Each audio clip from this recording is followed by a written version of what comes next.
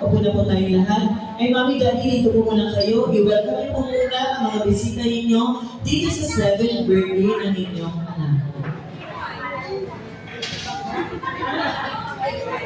Maraming salamat po sa nakapunta kayo kahit may tani at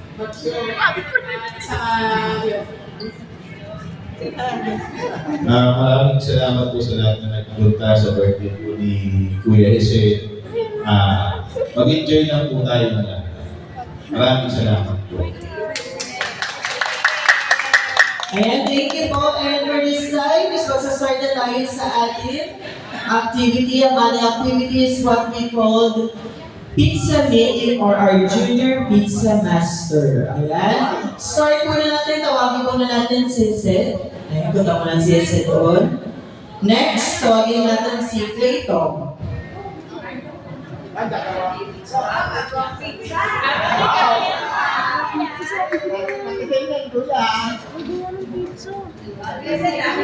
Joa. Ati. Aster.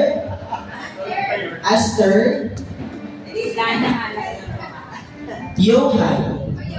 May ubos ng ano? Ayan. Gagawa ng pizza. Alexis. Kala ko kasali si... Ano, kakain. Bailey. Dili sali. Mulit. Alexa. Tubol. 8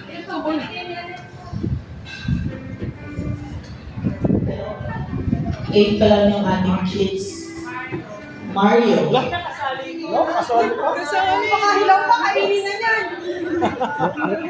Sali na mo. Leon.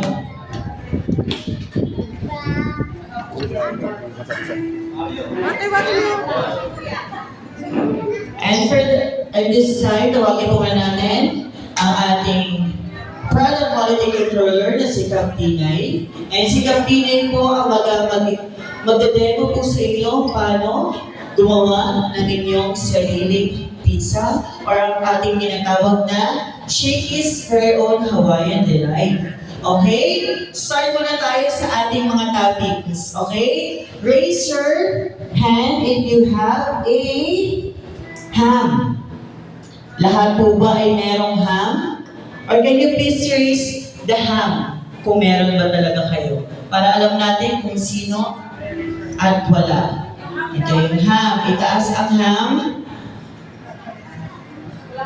Ito yung ham mo, ate.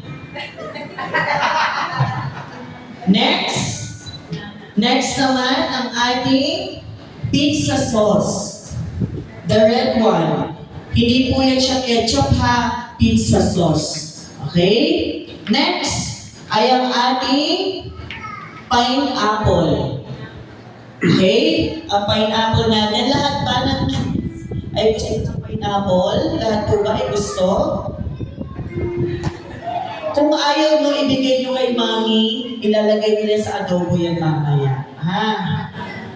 Sa adobo, sa ulam. Next naman ang ating mixed cheese, yung pinakamalaki.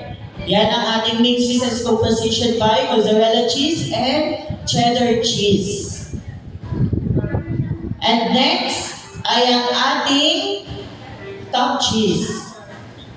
Yung pinakamaliit.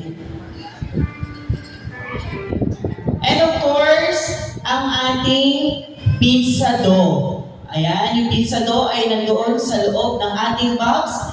Ayun, assist nyo na lang po, Mami, Daddy, yung mga kids po natin, na yung pizza dough, guys, sa taas ng box.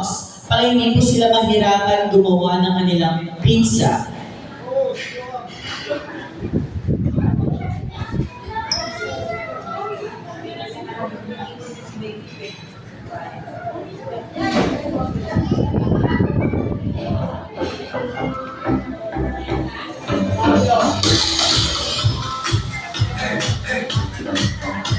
Ganito na lang po mga para hindi kayo mahirapan yung mga kids, itaas ko na lang po sa box.